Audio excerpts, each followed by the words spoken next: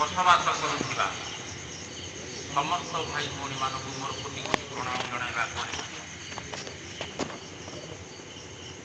गहन दल षोलमंडल आसुवा समस्त भाई भौणी मान मोर हार्दिक अभिनंदन तथा शुभेच्छा जना मुझे बसला बेले गहन दलर ख्यातनामा वक्ता मान तथा गहन दल श्री जगन्नाथ महामेलार संपर्क समस्त विवरणी आपण भाव आउ कौन अच्छी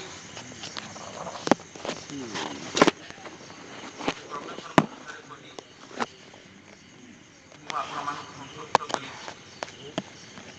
आज मोर आशा जना आज 300 वर्ष तले झारखंड देश दुई जन भक्त भाईर ग्राम किसी दिन अवस्थान घर कर सारा हठात रथयात्रा देखा कान कथा बाजी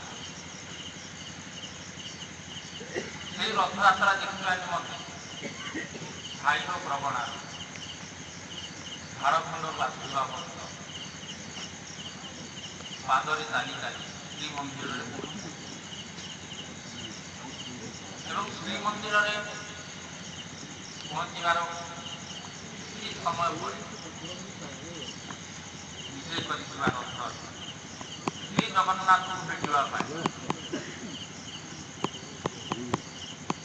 एक भिड़ भर दुई हाथ असंख्य भक्त को आड़ रथ निकट पहुंचे रथर मालिक श्री जगन्नाथ परिचारक भितर गजपति राजा से रथ उपर विद्यमान एवं दृष्टिगोचर को झारखंड आसवा भक्त लक्ष्य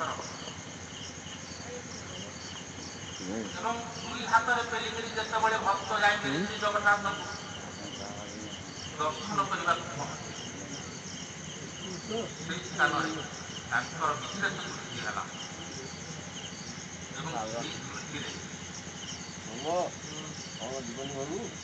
संकेत देले काली सका श्रीनगर में पहुंचा राजा सकाल आरंभ कर मंत्री पर्यटन समस्त उपस्थित एक खबर सागे सागे खाइल ग्राम रहा भक्त संवाद जन राजा आगे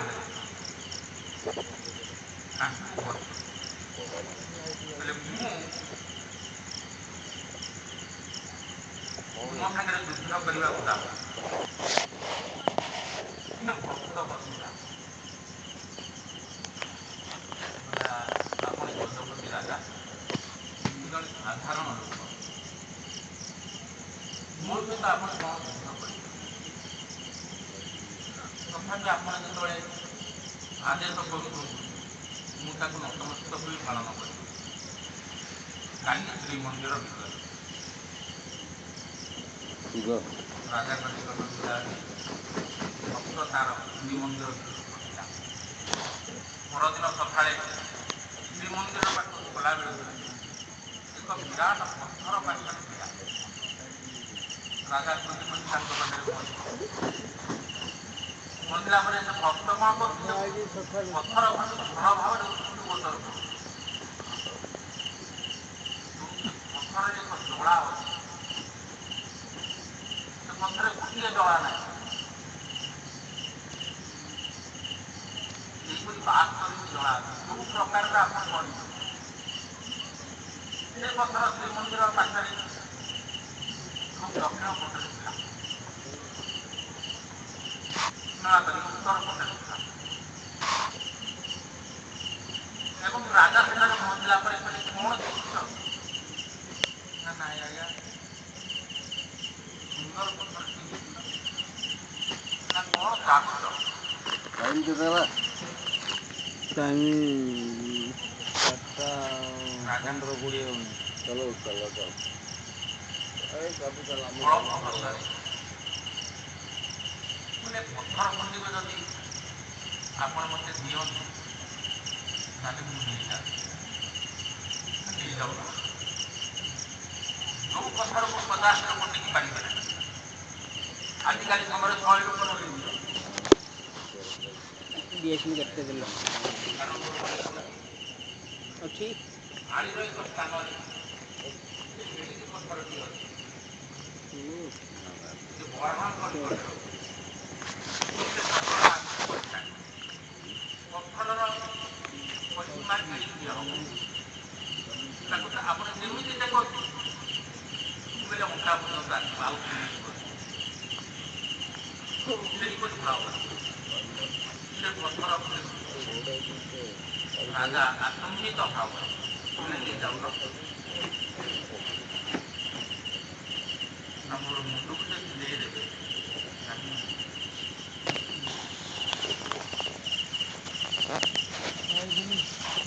ରାଜା କହିବେ କ'ଣ ଯେଉଁଠୁ ତାଙ୍କର ବଳ କଥା ଆରମ୍ଭ ହେଲା ଏବଂ ସେଇ ପଥର ଖଣ୍ଡିକ ପଥର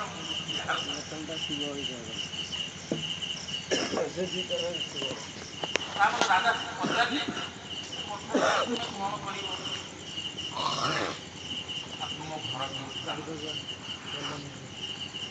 ମୋର ଘର ହେଉଛି ଖାଇର ପ୍ରଗଣା ଯେ ସାରା ଓଡ଼ିଶାକୁ 84 ପ୍ରଗଣାରେ ବିଭକ୍ତ କରାଯାଇଛି। ମାୟକା ମରଣ ବୁଝିଲା ପରେ ପଡ଼ିଯିବ ଖାଇର ପ୍ରଗଣା। ତାପରେ ରାଜା ତାଙ୍କୁ ପଚାରିଲା ପରେ ସେ କହିଲେ ଆମେ ଯେଉଁ ସ୍ଥାନରେ ରହୁଛୁ ଗୋଟେ ମନ୍ଦିର ସେଇ ମନ୍ଦିରରେ ମୋତେ ଭଲ ଲାଗୁଛି ସେଇ ପଥର ଖଣ୍ଡିକ ବସିବା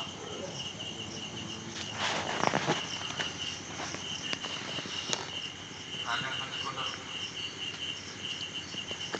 ଭକ୍ତଙ୍କ ନିକଟରୁ ରାଜା ଏକଥା ଶୁଣିଲା ପରେ ପଥରଟି ତାଙ୍କୁ ରାଜା ସେଭଳି ଆତଙ୍କିତ ଭାବରେ ବସିଥାନ୍ତି ପଥରକୁ ପଡ଼େ ଯିବା ଆମ ଗାଡ଼ି ଦେବୁ ସେଇ ବ୍ରହ୍ମେଶ୍ୱର ପୀଠରେ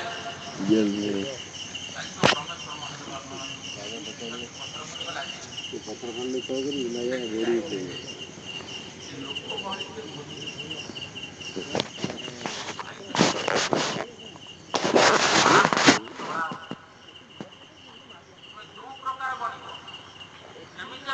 କ'ଣ ଗାଡ଼ି ଦେବୁ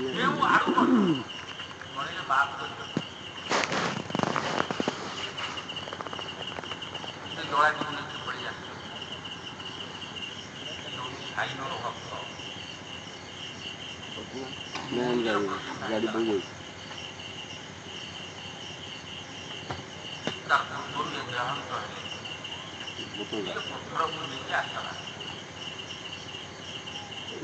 କାମ ଗାଡ଼ି ଆମର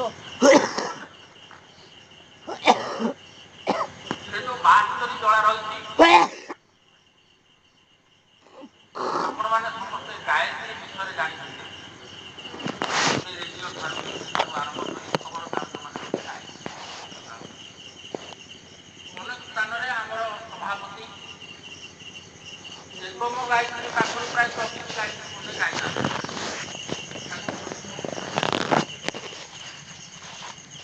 ଗାୟତ୍ରୀ ହେଉଛି ବ୍ରହ୍ମ ଗାୟତ୍ରୀ ହେଉଛି 64 ଅକ୍ଷର ଭଲ ଭାବରେ ମନେ ରଖିବା। ଗାୟତ୍ରୀ ହେଉଛି 24 ଅକ୍ଷର ସବୁ କଥାକୁ ମେଳାରେ କହିଥିଲା। ହୁଏତ କିଏ କେଉଁ ସ୍ଥାନରେ କେତେବେଳେ କେଉଁ ସମୟରେ ପାଟିରୁ ବାହାରିଯାଏ। ଗାୟତ୍ରୀ ହେଉଛି 24 ଅକ୍ଷର। ଆପଣମାନେ ଜାଣିଛନ୍ତି କହିଯାନ୍ତି ଲୋକ ଆକୁ ପ୍ରତ୍ୟେକ ସ୍କୁଲରେ ବର୍ତ୍ତମାନ ଇଂଲିଶ ମିଡ଼ିୟମ ଠାରୁ ଆରମ୍ଭ କରି ଯେତେ ସ୍କୁଲ ବାହାରିଲାଣି ସେଠି ବି ପିଲାମାନଙ୍କୁ ଏ ଗାୟତ୍ରୀ ମନ୍ତ୍ର 24 ଅକ୍ଷର କୁହାଯାଉଛି। ତାଙ୍କ ପ୍ରାର୍ଥନାରେ ବି ଏ କଥା ଦିଆଯାଉଛି ମାତ୍ର 24 ଅକ୍ଷର। କିନ୍ତୁ ବ୍ରହ୍ମ ଗାୟତ୍ରୀ ହେଉଛି 64 ଅକ୍ଷର, ସାବିତ୍ରୀ ହେଉଛି 8 ଅକ୍ଷର। ବ୍ରହ୍ମ ଗାୟତ୍ରୀ ସହିତ ଯଦି ସାବିତ୍ରୀ ନ ମିଶେ ତାହେଲେ ବ୍ରହ୍ମକୁ ଭକ୍ତ ଦର୍ଶନ କରିପାରେ ନା। ଏହା ଭଲ ଭାବରେ ଏବଂ ଧ୍ରୁବ ସତ୍ୟ। ଯଦି ବ୍ରହ୍ମ ଗାୟତ୍ରୀ ସହିତ ବା ବ୍ରହ୍ମ ଗାୟତ୍ରୀ ମନ୍ତ୍ର ସହିତ ସାବିତ୍ରୀ ମନ୍ତ୍ର ନିରୂପଣ ନ କରାଯାଏ, ସାବିତ୍ରୀ ହେଉଛି 8ଟି ଅକ୍ଷର, ଏହା ବ୍ରାହ୍ମଣମାନଙ୍କ ପାଇଁ ଉପଯୋଗୀ। ଏଇ 64 ଅକ୍ଷର ଯୁକ୍ତ 8 ଅକ୍ଷର ମିଶିକିରି 72 ଅକ୍ଷର ସେ ଦୋଳା ଭିତରେ ଅଛି। ସେଇ ଦୋଳାକୁ ଭକ୍ତ ଦେଖିଲା ବେଳେ ସେ ତା ନିଜ ପାଖକୁ ନେଇ ଆଜି ଉପରୁ ବସିଲା, ଭାବିଲା ଏଥିରେ ବ୍ରହ୍ମ ଅଛି। ଏବଂ ଯେଉଁ ଭକ୍ତ ଆସିଥିଲା ସେଇ ଭକ୍ତ ସେଇ ସ୍ଥାନରେ ସମାଧିସ୍ଥ ହେଲା ଏବଂ ସ୍ୱରକୁ ନିମଜ୍ଜିତ କରି ବା ସ୍ୱରକୁ ଧରି ବ୍ରହ୍ମକୁ ଦର୍ଶନ କରି ଯିବାର ଆଜି ତାଙ୍କରି କୃପାରେ ମହୋଦୟ ଆନୁକୂଲ୍ୟରେ ଖାଇଲ ପ୍ରଗଣାରେ ଶ୍ରୀ ଜଗନ୍ନାଥଙ୍କର ମହାମେଳା ମହାସମାରୋହରେ ସମୁଦ୍ର ଭଳି ଭକ୍ତଙ୍କମାନଙ୍କ ଆଗମନରେ ଅନୁଷ୍ଠିତ ହୋଇଯାଇଛି। ଆନନ୍ଦେ ଭଗବାନ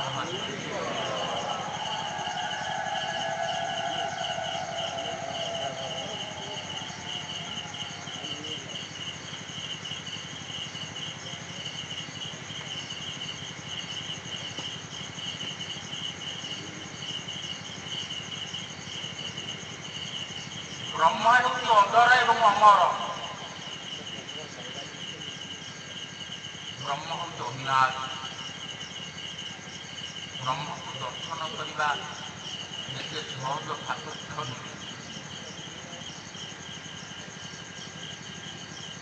ଗୁରୁଙ୍କର ଆଶ୍ରିତ ହୋଇଥିଲେ ବା ସଦ୍ଗୁରୁଙ୍କର ଶରଣାପନ୍ନ ହୋଇଥିଲେ, ଶ୍ରୀ ଜଗନ୍ନାଥଙ୍କର କୃପା ଥିଲେ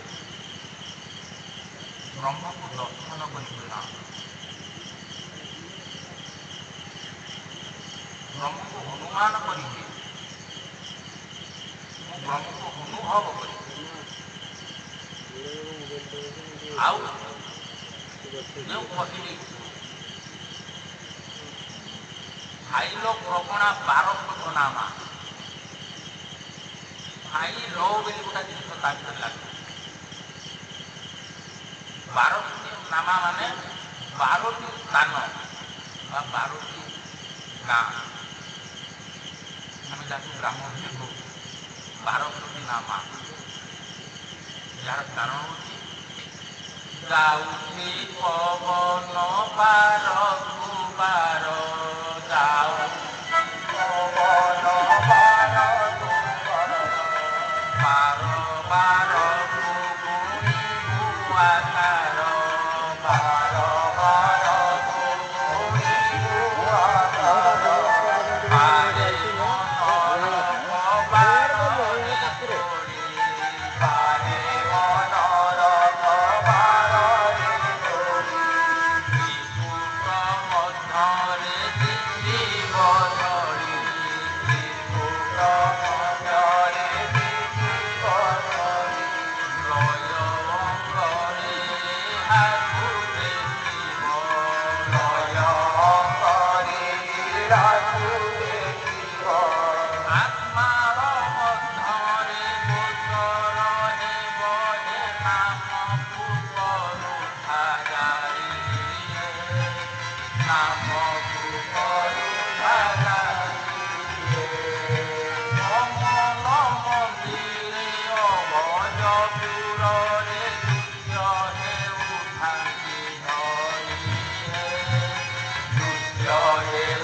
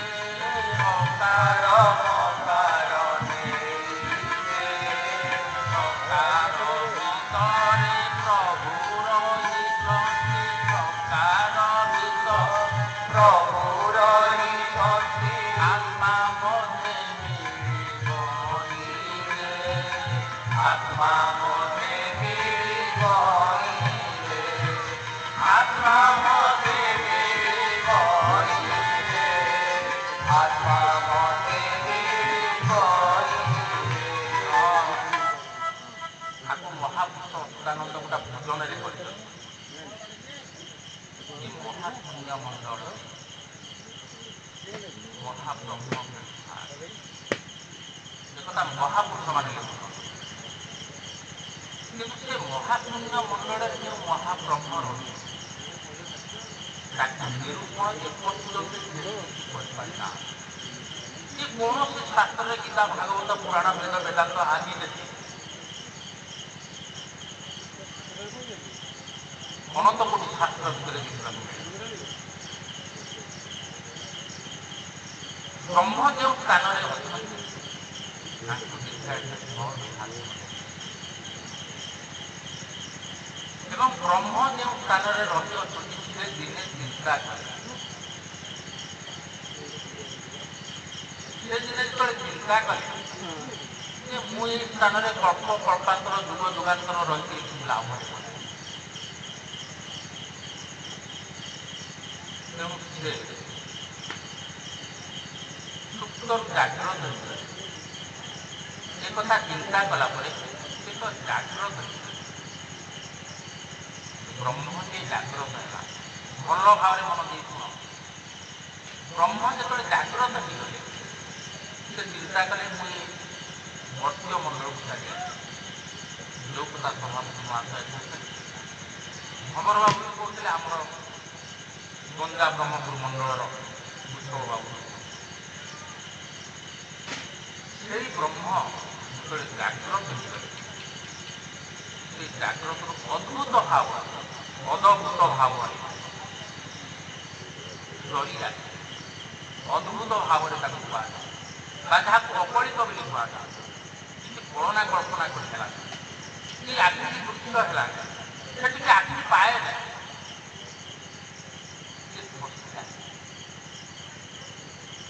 ସେ ଖସି ଆସିଲା ସମୟରେ ପୁଣି ପରବର୍ତ୍ତୀ ସମୟରେ ଚିନ୍ତା କରେ ଦ୍ୱିତୀୟ ରାଉଣ୍ଡ ମାନେ ମୁଁ ଯେତେବେଳେ ଖସି ଯାଉଛି ଏ ମର୍ତ୍ତ୍ୟମଣ୍ଡଳକୁ ପଡ଼ିଗଲେ ତ ମରିଯିବି ନା। ତେଣୁ ସାଙ୍ଗେ ସାଙ୍ଗେ ତାଙ୍କ କଳ୍ପନାରୁ ଏକ ନାରୀ ସୃଷ୍ଟି କଲେ ଯାହାକୁ ଆଦିମାତା ବୋଲି କୁହାଯାଏ। କିଏ କଲେ? ସେଇ ବ୍ରହ୍ମ ହିଁ କଲେ। ବ୍ରହ୍ମ ଖସି ଆସୁଛନ୍ତି ମହାଶୂନ୍ୟ ମଣ୍ଡଳରୁ ଏ ମର୍ତ୍ତ୍ୟମଣ୍ଡଳ ବା ନିତ୍ୟସ୍ଥଳ ସଂସାର ରଚନା କରିବା ପାଇଁ ବ୍ରହ୍ମାଣ୍ଡ ରଚନା କରିବା ପାଇଁ 14 ବ୍ରହ୍ମାଣ୍ଡ 21 ପୁର ନବଘନ ମିଶି ସତ୍ୟ ଯିବା କହି ଆଜି ଯେତେ ତୁମେ ମାନେ ଆଖି ଆଗରେ ଚନ୍ଦ୍ର ସୂର୍ଯ୍ୟ ଯେତେ ଯାହା ଦେଖୁଛ ଏହାକୁ ରଚନା କରିବା ପାଇଁ ଫେରି ଆସିଲେ। ଯେତେବେଳେ ସେ ଫେରି ଆସୁଛନ୍ତି ଏ ସମୟରେ ସେ ଚିନ୍ତା କଲେ ମୁଁ ତ ତଳେ ପଡ଼ିଗଲେ ବସିବି ନା। କିନ୍ତୁ ମୁଁ ତା ପୂର୍ବରୁ କହିଥିଲି ଯେ ସେ ହେଉଛନ୍ତି ହଜର ଏବଂ ଅମର।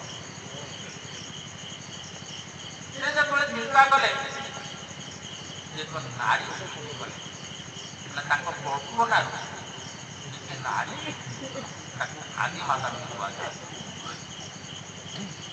ଆଦିମାତାଙ୍କୁ ସୃଷ୍ଟି କରିଥିଲା ପରେ ତାଙ୍କରି କୋଳରେ ଆସିକି ପହଞ୍ଚିଗଲେ। ସେ ଆଦିମାତାଙ୍କ ପାଖରେ ଯେତେବେଳେ ଆସି ପହଞ୍ଚିଗଲେ ସେ ଆଦିମାତା ତାଙ୍କ କୋଳରେ ଧରିଥିଲେ।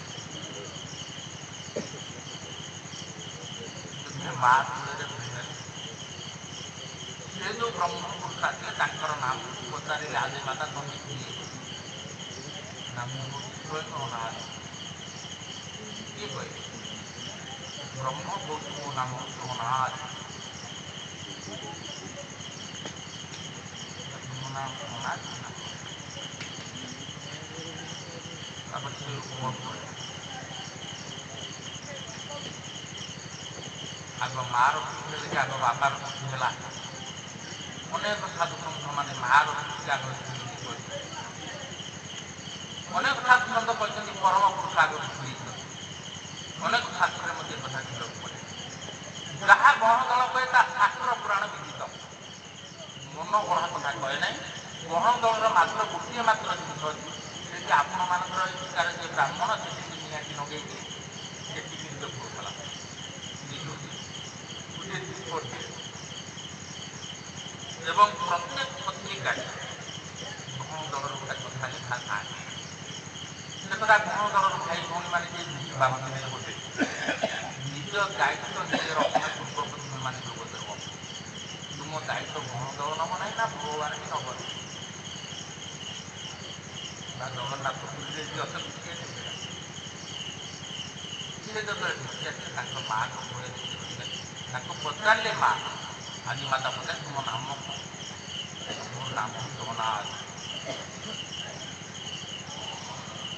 ନା ତୁମେ ତ କ'ଣ ଶୂନ୍ୟରୁ ଘୁରି ଆସିଲ? ନା ମୁଁ ଡରି ଆସିଲି। ମୁଣା ମୁଣା ଘର ମା ପଚାରୁଛନ୍ତି ମୋ ନାଁ କ'ଣ? ନା ମୋ ନାମ ଅନାକି ଘର।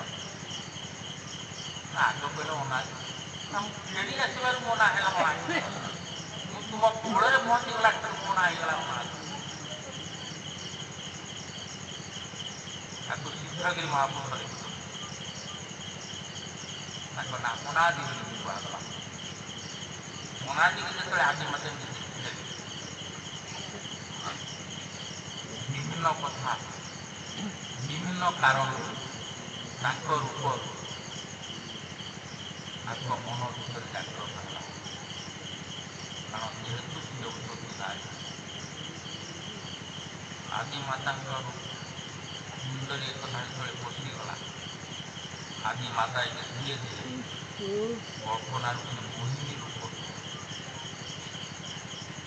ଆଦି ମାତା ପ୍ରଥମେ ମୋହିନୀ ରୂପ ହେଇଗଲେ, ତାପରେ ପରେ ମୋହିନୀ ରୂପ ହେଇକି ଅନାଦି ସହିତ ଭାବରେ ଜଡ଼ିତ ହେଇଗଲେ। ତାଙ୍କରି ଗର୍ଭରେ ଆଉ ଅନାଦିଙ୍କ ଅନୁରୋଧ ଆଦି ମାତାଙ୍କ ଗର୍ଭରୁ 3 ଗୋଟି ପୁତ୍ର ଦେଖିବାକୁ ମିଳିଲା। ପ୍ରଥମ କଥା ଗୁରୁଙ୍କ, ଯେଉଁ କଥା ଗୁରୁ କୋଟି କୋଟି ଜନ୍ମ ଗଲା ପରେ ଶିଷ୍ୟକୁ ଦେଇନଥାଏ, ମୂଳିର ଶେଷ ଭାଗରେ ଗହଣଦଳା ମୂଳରେ ଯେତେ ଅନେକ କଥା ଅଛି ବ୍ରହ୍ମ ସମ୍ବନ୍ଧୀୟ, ନା ଅନ୍ୟ କୌଣସି ସଂସ୍ଥାରେ ଆପଣମାନେ ପାଇପାରିବେ ନାହିଁ। ମାତ୍ର ଏ ଗହଣଦଳରେ ମିଳେ। ଯେ ମୁଁ ଗହଣଦଳରେ ଅଛି ଆପଣଙ୍କୁ ତାହା ନୁହେଁ। ଏ ଯୁଗେ ଯୁଗେ ଗହଣଦଳ ଅଛି। ସତ୍ୟ ଯୁଗରେ ଥିଲା, ଦ୍ୱିତୀୟରେ ଥିଲା, ଦ୍ୱାପରରେ ଥିଲା, ଏବେ ବି କଳିରେ ପ୍ରକାଶ କଥା। ଆପଣ ହେଲେ ବାବୁ ସବୁ ଶାସ୍ତ୍ର ପୁରାଣ ଅଧ୍ୟୟନ କରେ ଜନ୍ମ ମଧ୍ୟ ଦେଖିବାକୁ ମିଳିବ। ଯେଉଁ ଭାଗବତରେ ବି ଲେଖା ତାଙ୍କର ଗର୍ଭରୁ 3ଟି ସନ୍ତାନ ଦେଖାଦେଲା। ପ୍ରଥମ ସନ୍ତାନ ନାମ ହେଲା ବ୍ରହ୍ମା, ଦ୍ୱିତୀୟ ସନ୍ତାନ ନାମ ହେଲା ବିଷ୍ଣୁ, ତୃତୀୟ ସନ୍ତାନ ନାମ ହେଲା ମହେଶ୍ୱର। ପ୍ରଥମ ସନ୍ତାନ ନାମ ହେଲା ବ୍ରହ୍ମା, ଦ୍ୱିତୀୟ ସନ୍ତାନ ନାମ ହେଲା ବିଷ୍ଣୁ, ତୃତୀୟ ସନ୍ତାନ ନାମ ହେଲା ମହେଶ୍ୱର। এই 3ଟି ସନ୍ତାନ ପ୍ରଥମେ ଏ ଭକ୍ତ ମଣ୍ଡଳରେ ଦେଖିବାକୁ ଅନାଦି ପୁରୁଷ ପୁଣ୍ୟ ପୁରୁଷ ଶୂନ୍ୟରେ ଉଠିଗଲେ। ଯେତେବେଳେ ଯାହା ଇଚ୍ଛା କରି ତାହାକୁ କରିପାରନ୍ତି, ତାଙ୍କରି ଭାବିଲେ ସର୍ବକିଛି ପ୍ରେରିତ ହେଇଛି ଅନାଦି ପୁରୁଷ। ତାପରେ ସେଇ ଯେଉଁ ଶୂନ୍ୟରୁ ସେ ଆସିଲେ, ଶୂନ୍ୟରୁ ଏକ ସ୍ୱରୂପ ହେଇଗଲେ। ସେ ସ୍ୱରୂପ ହେଲେ ବ୍ରହ୍ମା ବିଷ୍ଣୁ ମହେଶ୍ୱର। ତାହା ଆମେ ନୀଳ ସୁନ୍ଦର ପର୍ବତ ଉପରେ ଦେଖିବାକୁ ମିଳେ। ଜଣଙ୍କ ନାମ ଜଗନ୍ନାଥ,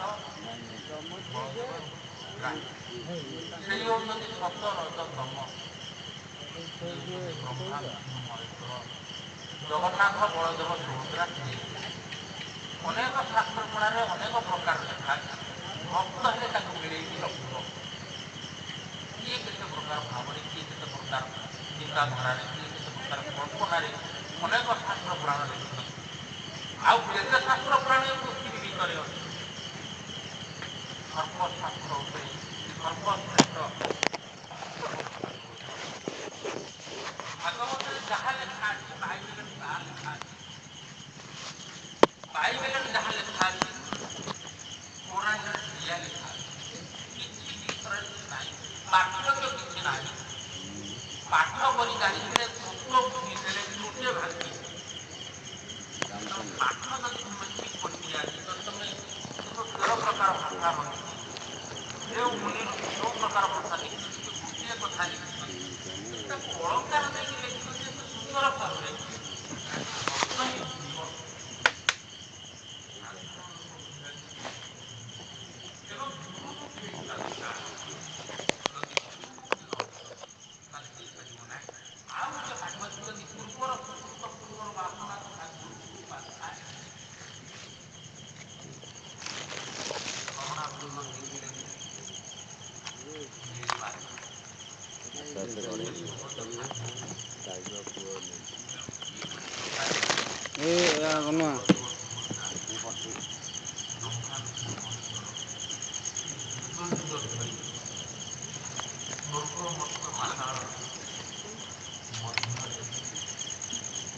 ବନୁଆ ଆଇଲୁ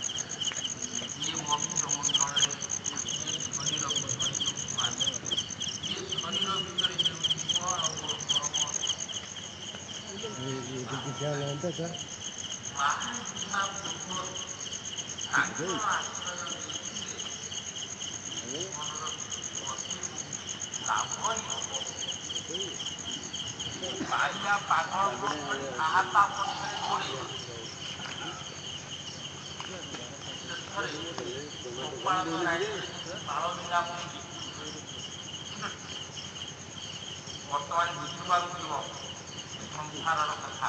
ସବୁ କଥା କହିଲେ ଆଜିକାଲି ସଂସାରରେ ଯାହା କିଛି ଘଟୁଛି ସେ କିଛି ମିଛ ହେଇଗଲେ ସତରେ ପରିଣତ ହେଇଯାଉଛି। କାରଣ ବର୍ତ୍ତମାନ ସଂସାରରେ ନ୍ୟାୟ ସତ୍ୟରେ କୌଣସି ଜିନିଷ ନାହିଁ। ତେଣୁ ସେହି ସତ୍ୟକୁ ଆଣିବା ପାଇଁ ଶରୀର ଭିତରେ ଯେଉଁ ଜୀବ ଅଛି ତାକୁ ମୁକ୍ତି ଦେବା ପାଇଁ ବା ତାକୁ ପଥ ପ୍ରଦର୍ଶକ କରିବା ପାଇଁ ଶ୍ରୀ ଜଗନ୍ନାଥ ବାରମ୍ବାର ସତ୍ୟ ଯୁଗରୁ ଆଜି ପର୍ଯ୍ୟନ୍ତ ଅସତ୍ୟ ଅବତାର ଧରିକି ଆସିଛନ୍ତି।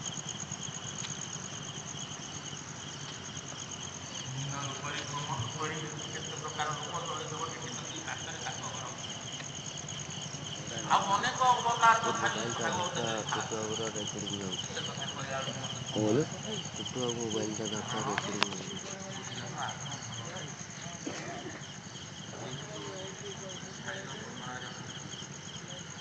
ଆମ ଘରଠାରୁ ପ୍ରାୟ 30 କିଲୋମିଟର ବାଟ। ନିକଟବର୍ତ୍ତୀ ସ୍ଥାନ ମାନଙ୍କରେ ଗହଣ ଦଳ ଦୁଆର ବାରମ୍ବାର ତାଙ୍କୁ ଆକ୍ରମଣ କରୁଛି। ଆଉ ଆକ୍ରମଣ କରିବାର କାରଣ ଯେଉଁ ଭକ୍ତ ସେ ତାର ଶରୀର ଭିତରର ଜ୍ଞାନ ବା ପ୍ରଭୁର କଥା ଶୁଣି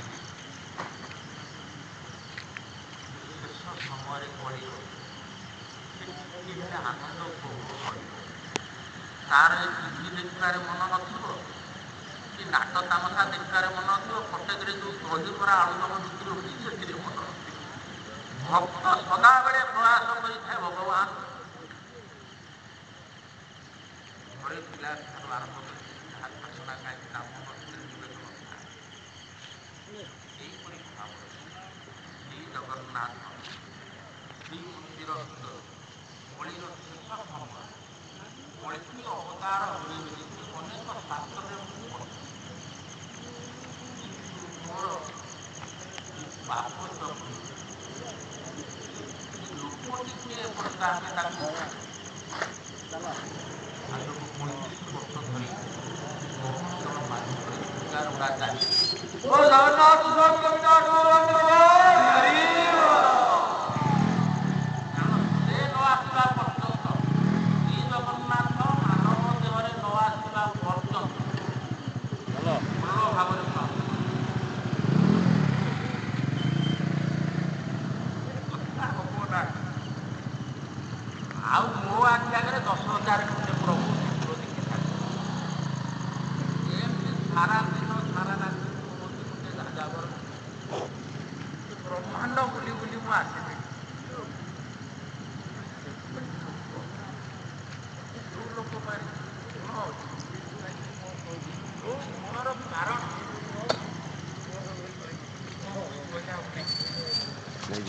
ଜଣଙ୍କ ଭିତରେ ମୋ ଗୁରୁଟାଇ ଚାବିଟା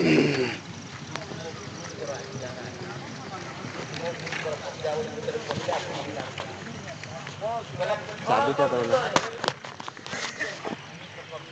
ଏ